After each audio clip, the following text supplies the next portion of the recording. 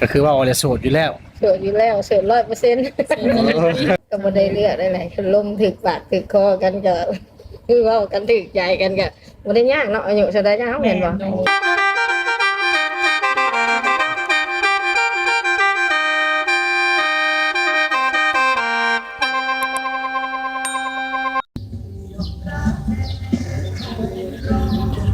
เจ้าสบายดีผู้ที่ติดตามและรับชมบ่เสือทุกท่านบ่ว่าจะเป็นภายในหรือว่าต่างประเทศก็ยินดีต้อนรับเข้าสู่ช่องบ่เสือ Channel อีกคือเก่าคือเดิมพี่น้องเอ้ยเนาะคือว่ามาพบมาพ้อมื้อนี้ก็บ่เสือสิได้พา FC มาโอ้มาลมมาทักทายกับสาวแม่ห้างรุ่นใหญ่พี่น้องเอ้ยเนาะแต่ว่าเป็นบุคคลที่ว่าหน้าตาดีและก็ฐานะมีความเพียบพร้อมทุกอย่างนั่นแหละพี่น้องเอ้ยเนาะแต่ก็ยังบ่รู้จักว่าเป็นหยังเพิ่นคือโสดพี่น้องเพิ่นทั้งที่ว่าฐานะดีหน้าตาดีแต่ก็โสดเนาะแต่เพิ่นก็พร้อมที่จะเปิดใจหาคนคุยนั่นแหละพี่น้องเอ้ยเนาะบ่เสร็จก็ขอถือโอกาสที่เข้าไปโอ้ไปลมทางเอื้อยเพิ่นเนาะถ้าหากว่าทีมงานถามหรือว่าบ่เสร็จถามสัมภาษณ์เนาะผิดพลาดประการใดก็ขอโทษขออภัยนำเนาะฉะนั้นก็สิได้พา FC เข้าไปโอ้ไปลมไปสัมภาษณ์ทางเอื้อยเพิ่นพร้อมๆกันเนาะเจ้าโดยสบายดี สบายดี เจ้าไปน้องเอ้ยเนาะถือว่ามื้อนี้ก็ทางทีมงานเฮาก็ได้มาหาทั้งสาวที่ว่าเป็นโสดเทื่อที่สองเนาะพี่น้องก็ได้มาหาเพิ่นเป็นครั้งแรกคือว่าเพิ่นก็หาก็สิได้เข้ากล้องมื้อนี้พี่น้องเอ้ยเนาะก็สิขึ้นๆกล้องได้จักหน่อยนั่นแหละพี่น้องเอ้ยเนาะจังไดก็ติดตามรับชมไปพร้อมๆกันเนาะก็สิได้พา MC เข้าไปโอ้ไปลมเพิ่นพร้อมๆกันเนาะก็มื้อนี้ก็คือว่าอยู่แคมป์ทางนั่นแหละพี่น้องเอ้ยอยู่ใกล้ทางถ้ามีเสียงรบกวนก็ขอโทษขออภัยนำหลายๆเนาะอนุญาตนำสื่อไปได้เด้ ซื้อแมว โอ้สาวแมวเนาะ 42 โอ้42 ปีถือว่าเคยมีครอบครัวมาแล้วเทื่อนึงเพิ่นเป็นคนไส แถวบ้านจากผู้สีนี่แหละ ๆโอ้คือปัจจุบันนี้เลิกลากันแล้วเนาะดุลแล้วบ่เลิกลากับเพิ่น เรียนจัง โอ้ถือว่าขาดกันแล้วบ่ตอนนั้น ตัดแล้วจีบไว้อย่างเรียบร้อย โอ้บายาห้างนี่จีเรียบร้อยเนาะโอ้ เป็นยังค้าไหม แม่นๆถือว่าโทษยังบ่ทันโดน เลย พอปันไดพี่น้องเนาะถ้าว่านั่นก็ทักมาก็ได้เพิ่นว่าตอนนี้ใบน้ำตาลนี่จีกที่เฮ็ดห้อยแล้วก็โสด 100% นั่นแหละพี่น้องเนาะแม่นโสด 100% พอใบน้ำตาลก็จีกเป็นที่เฮ็ดห้อยนั่นแหละเนาะถือว่ามื้อนี้ก็มาพบมาพ่อเพิ่นทั้งอยู่ทางห้านเพิ่นล่ะคือชาแมวนี่เพิ่นแบบมีห้านขายเครื่องแม่นมีห้านขายเฟอได้ขายข้าวต้มขนมหลายอย่างนั่นแหละพี่น้องเพิ่น นะครับนี่ก็ขอโอกาสมาโอ้มาร่วมหรือมาสัมภาษณ์เพิ่นคือว่าเพิ่นค่อนข้างบ่ค่อยมีเวลาให้สัมภาษณ์ปานใดนั่นแหละพี่น้องเอ้ยเนาะก็ขอเวลานำเพิ่นเพราะว่าเพิ่นก็มีลูกค้าเขาห้านเพิ่นก็หลายพอสมควรพี่น้องเอ้ยเนาะก็สิขออนุญาตลมเพิ่นเนาะที่วันนี้ก็โสดนั่นแหละถ้าเฮ็ดหน้าคือกันบ่คุณแดน บ่ได้เฮ็ดนาค้าขายนี่แหละขายเครื่องนี่แหละ โอ้ขายหน้านี่บ่ได้เฮ็ดมีแต่ค้าขายอย่างเดียว แม่ อนุญาตนำครอบครัวมีจักคนซะ ก็มีแม่แล้วก็มีน้องแล้วก็ลูกสาว2 คน โอ้ถือว่าที่ผ่านมาเนี่ยมีลูก2 คนถือว่าลูกสาวก็ใหญ่เติบแล้วเนาะ มีคุณใหญ่อายุ24 ปีนะ คนมีผู้สาวอายุ โอ้ 44 ปีแล้ว ถือว่าผู้กกมีได้24 ปีเลยอันผู้น้อยได้จ้ะ คุณน้อยนะ12 น้อย12โดยถือว่าอยู่ร่วมกันก็หลายปีพอสมควรจ้ะเนาะกับแฟนน่ะนะ อันผู้นี้น่ะผู้เลิกกันไปบ่ได้มีลูกเหมือนกันนะ โอ้ผู้เลิกหาก็เลิกนี่ แม่นแต่ผู้เลิกไปนี่มันได้มีลูกอยู่กัน5-6 ปีนึงดอกนี่ก็ โอ้อันขออนุญาตนำผู้ก้อนได้จ้ะ ก่อน ก็เลิกคือกันเนาะ เจอกันตาย เพิ่นเสียชีวิตบ่ เสียชีวิต โอ้ถือว่าผู้ก่อนนี่ว่าอนุญาตนำเป็นหมาย แม่ แล้วมาสร้างครอบครัวอีกเทื่อใหม่ แม่ บัดนี้นี่เลิกลากัน โอ้โดย บ่ได้มีลูกกับเพิ่นอืม มีแต่ลูกกับสุขเขา คือลูกเต้าที่จะเพิ่นอยู่บ้านนำกันมาเลยในตอน ใหญ่ได้เฮ็ดงานกรุงเทพ โอ้ผู้ใหญ่ในเฮ็ดงานอยู่กรุงเทพผู้น้อยยังเรียนหนังสืออยู่เนาะ เรียนหนังสือ ถือว่าตั้งแต่สวดมานี่ก็ยังพันมีคนมาล้มดอกเนาะโอ้ถือว่าเปิดใจมื้อนี้เป็นครั้งแรกเลย แม่น ยังเป็นอายกล้องอยู่ หายแล้วเขาแยกเคยแต่เขาในโทรศัพท์ตัวเอง มันได้ว่าสองมือเนาะ บ่เคย ว่าเป็นครั้งแรก อีกมืออื่นอีกหลายๆมือมาหลายเทื่อสิลืมกอกเนาะซาบัว แม่ ถ้าว่าเพิ่นมีเวลาพี่น้องเอ้ยแล้วก็สิได้มาโอบรมเพิ่นอีกคือว่าแหละถ้าเพิ่นมีเวลาให้สัมภาษณ์แล้วก็มีแต่แจกให้ FC โอ้อบรมเอง ส่วนหลายนี่เฮาคือเจ้านี่จะว่างในช่วงใดว่างช่วงใด มันโมเมนต์มันบ่ค่อยว่างคันว่าแล้วเนาะมันลูกค้ามันมาตลอดนะตลอดเพราะว่าสิได้รับได้นอนกับเพิ่นกลางเว้นก็ได้บ่อยู่กับบ่ได้ค่อยอยู่ซื่อเมื่อกี้นี่ที่เจ้าไปกันเล่นไปส่งเครื่องเด้ แล้วกลับมาอีก กลับมาก็มานั่งได้หน่อยหนึงก็พอดีเจ้า รา มา คาอยู่เรื่อยนะเนาะ แบบเครื่องไปส่งเครื่องนี่เขาสร้างซื้อแล้วไปส่งพร้อมโอ้แบบว่าลูกค้านี่มีทั้งผู้โทรมาซื้อ แม่ กับมาเข้ามาในห้านเองเลย โดยแม่นแล้ว โอ้ แบบตอนแรงพิจารณาได้สักประมาณจังโมง 8:00 น โอ้ถึงปิดห้าน8 โมงแรงเปิดห้าน6 โมงเช้า 5 โมงเช้า โอ้ เปิดแล้ว5 โมงนะ ถือว่าในห้างนี่บริการผู้เดียวเลย แม่นี่แหละ โอ้คือลูกผู้น้อยก็ยังทันช่วยเวียกได้ดอกเนาะ สวยอายุร่างสวยร่างงานเลย โอ้เพิ่นเฮียนของมอได้เลย แล้วก็ต้องหาหนึ่งนะ ปูปหาปีนี้เนาะ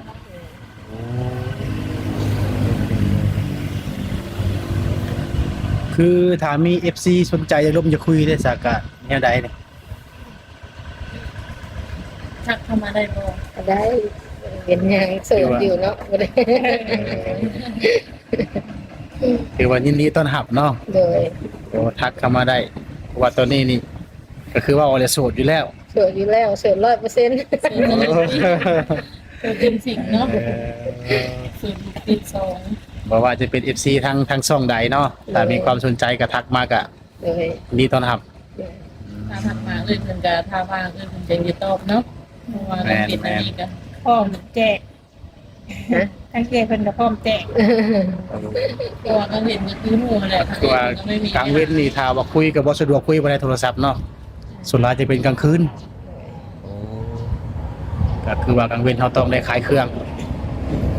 เพราะว่าลูกคอยเฮียนก็สิผู้ช่วยก็สิบ่มีหลายแล้วก็สิมีเวลาลงครับก็คือสิบ่มีหลายปานใด ทางคือนี่ก็8 โมงแล้วก็คือว่า2 โมงเนาะเพิ่นจะได้ปิดห้านนะก็มีแต่เสร็จป้าไว้วางยำเลยเพิ่นทยอยตอบ ถ้าเปิดคลิปหรือเปิดใจไปนี่แบบ มีคนลาวเฮาสนใจนี่ก็สิล่มบ่นี่คือแบบใดนี่ ล้มคือเก่า ล่มคือเก่าเนาะอนุญาตนำแบบสิล่มนี่คนมีอายุส่ำใด ลูกอีบานี่นะ ลงอีวันนี้บ่ มันเลยมักอายุแบบ เป็น นี้ ก็บ่ได้เลือกได้หลายคนล้มถึกปากถึกคอกันก็คือเว้ากันถึกใจกันก็บ่ได้ยากเนาะอายุเท่าใดจังเฮาเห็นบ่บ่ได้เลือกเนาะ พอให้เขามาก่อนเนาะ เห็นตอนเข้ามาก่อน คือเปิดอยากฉากเอาครัวแท้เปิดใจนี่เนาะ โดย อยากได้ผู้ร่มผู้อยากได้แฟนแท้ๆเนาะ โดย โอ้ถ้ามีผู้พร้อมที่จะสร้างครอบครัวนำนี่ทางเจ้าก็พร้อมคือกันบ่ อ๋อ พร้อมคือกันเนาะ โดย อืมเพราะว่าที่ผ่านมาบางคนมีแฟนอยู่ก็เปิดใจหั่นนะคือทางเจ้าที่ว่าโสด 100% ตอนนี้นี่บ่มีแฟนเนาะ โดย โดยพี่น้องเอ้ยเนาะถ้าผู้ใดมีความสนใจทาง ทางเจ้า ชาวแมวเนาะก็ทักมาพี่น้องเอ้ยคือโทรศัพท์ไลน์หรือบ่ไลน์นี่ คิดด้วยกันเนาะ ในปลายลิ้นเป็ดวันแอปกะลิ้น วันแอปกับลินเนาะถือว่าช่องทางติดต่อนี่มีครบพี่น้องเอ้ยถือว่าติดต่อเพิ่นจากลมจะคุยนี่มีความสะดวกหลายพอสมควรปกติคนทางฝั่งเฮานี่จะบ่มักลินไลน์เนาะแต่เพิ่นนี่ก็ลินไลน์พร้อมพี่น้องเอ้ยถือว่าสะดวกเป็น FC ส่วนหลายก็อยู่ทางฝั่งไทยนะส่วนหลายแต่เพิ่นก็ส่วนหลายก็ลินไลน์นั่นแหละส่วนหลายถือว่าไลน์ก็สิสมัครเป็นเพื่อนกันง่ายขึ้นเนาะ กับติดต่อเพิ่นก็สิได้ง่ายขึ้นนั่นแหละพี่น้องเอ้ย คือว่าทักเข้ามาคุยร่วมกันได้เดี๋ยวถ้าเพื่อเพิ่นจะสิพิจารณาเบิ่ง ยามว่างเพิ่นยังตอบเนาะ ถือว่าอายุอานามนี่บ่สำคัญ แบบผู้ใดมีความพร้อมแล้วแม่นทักมาเลย โดย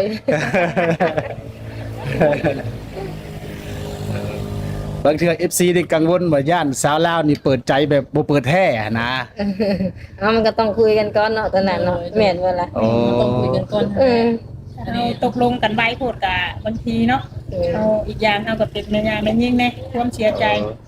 ถือว่าต้องใช้เวลาลมกันซะก่อนคุยกันซะก่อน มันก็ต้องคุยกันก่อนมันจะสิเว้ากันได้เนาะคุยกันต่อมันก็ต้องเข้าใจกันก่อนเอา ก็คือว่าแหละพี่น้องเอ้ยทุกคนบ่แม่นว่าปิจิปึ๊บปั๊บทุกได้ทุกอย่างเนาะ ก็ต้องร่วมกันต้องศึกษากันเข้าใจซะก่อนถ้ามีความพร้อมก็จึงว่ากันอีกเทื่อนึงคือเพิ่นได้เว้าสู่ฟังนั่นแหละพี่น้องเอ้ยเราก็ต้องคุยกันต้องศึกษากันต้องมีใช้เวลานั่นแหละเนาะ คุยใจกันไปก่อนเนาะ แม่ต้องมีใจกันไปก่อน แล้วนะเฮาจะสนใจแบบว่าจะมาพอหลุดเป็นไปไม่ได้ แต่ว่าบ่แม่นบ่เปิดใจก็สิอยากได้ไว้แม่นแล้วว่าก็ต้องล้มต้องล้ม ต้องใช้เวลาเนาะ ต้องใช้เวลา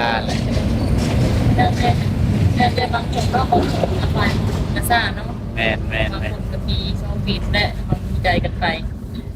ถ้าคือเจ้านี่กะสิคบกะสิคุยจักเดือนจึงตัดสินใจนี่ตามแผนนั่นเลยไปได้นะ บ่ได้มาคุยกันนะก่อย บ่มาคุยกัน คุยเพิ่ง คุยเฮิงเนาะ เข้าใจแล้วแม่นตกลงแล้วได้ก่อย โอ้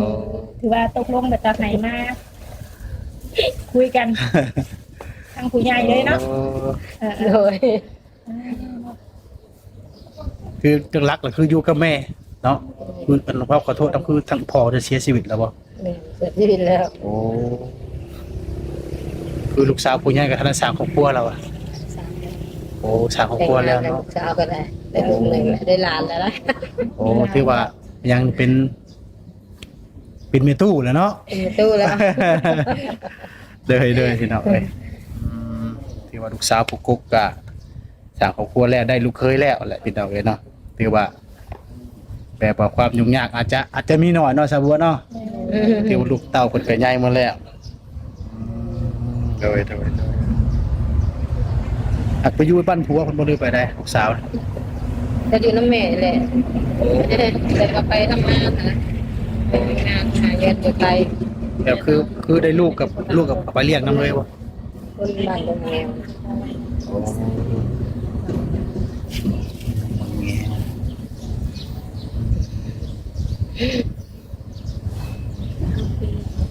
โอ้ตาม เนาะที่ว่าพูดจะเข้ามาคุยนี่ก็บ่เลือกว่าจะเป็นหนุ่มลาวหนุ่มไทยจังก็แล้วแต่เนาะถ้าเป็นคนแบบคนอื่นที่สัตว์อยากได้ไปอยู่นำก็สิไปได้บ่ ไปได้เนาะ จะไปมาบอกเลย ไปมาๆแล้ว เพราะว่าทางนี้ก็มีห้าน เอ เนาะ งก็เป็นรักของครอบครัวดิสั โอ้ เป็นลูกคนเดียวคนใหญ่คนเดียวในเฮือนนี่ว่าอะไรก็ได้นะ เอาญาติพี่น้องมีจักคนแบบเลย ก็ปล่อยเป็นลูกกบแล้วก็แล้วก็น้องชายก็มีเท่านั้นแหละสองเป็นน้อง โอ้ เขาก็ไปสู่ลูกหาเมียอะไรพวกนั้นก็ แต่เฮาเนาะ สองคนเนาะ ถือว่าดูแลแม่พร้อมเนาะ แม่ ถ้าว่านี่เว้าในอนาคตเนาะถ้าได้ไปอยู่ตั้งถิ่นนึงก็สิมีความยุ่งยากอะไรเนาะไปมานี่อาจจะเป็นไปได้แต่น้อย FC สาวบัวคำอยู่เมืองนอกอยากได้ได้สิเป็นสิไปนํได้บ่นะก็ไปมาคือกัน มาคือกัน จะไปมาแต่หลักเนี่ยก็คือ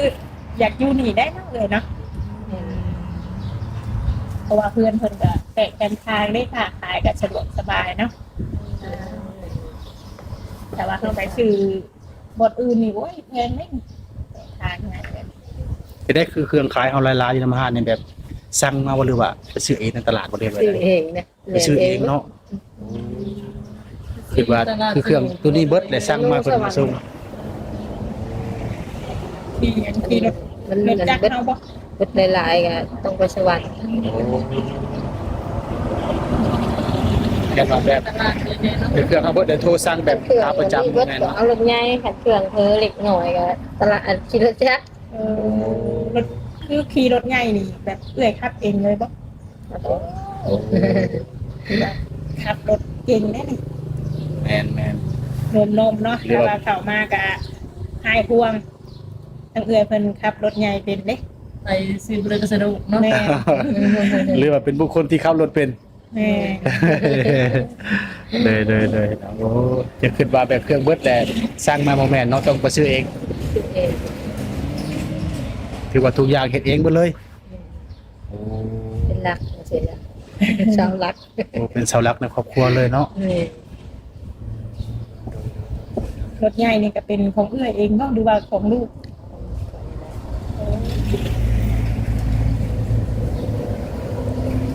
แต่คนหักบัดนี้ คนหัก ถือว่าขาดแต่แนวเดียวขาดคนหักยังบ่ทันมีเลยนะเลยนะก็คือเพิ่นว่านั่นแหละมองเพิ่นว่าบ่มักลมดนเพิ่นน่ะเนาะ แม่น ชอบสมบูรณ์ใจดี แม่น คุยแบบถูกใจแน่กะทั้งเอื้อยเพิ่นกะสิตกลงเลยหนุ่มๆรีบต่อมาเด้อเนาะตอนนี้กะทั้งเอื้อยเพิ่นกะยังบ้านอยู่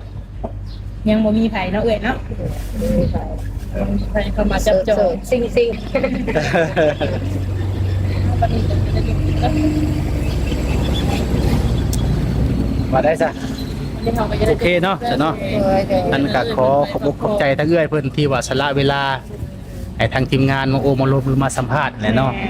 หรือว่าไว้พบพ่อกันอีกคลิปหน้าพี่น้องเอ้ยถ้ามีความสนใจอยากร่วมอยากคุยเอื้อยเพิ่นก็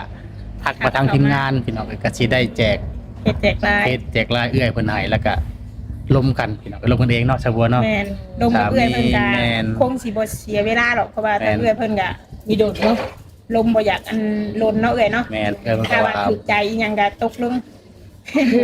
บ่มักใช้เวลาโดนซั่น ใช้เวลาโดน บ่มักใช้เวลาโดน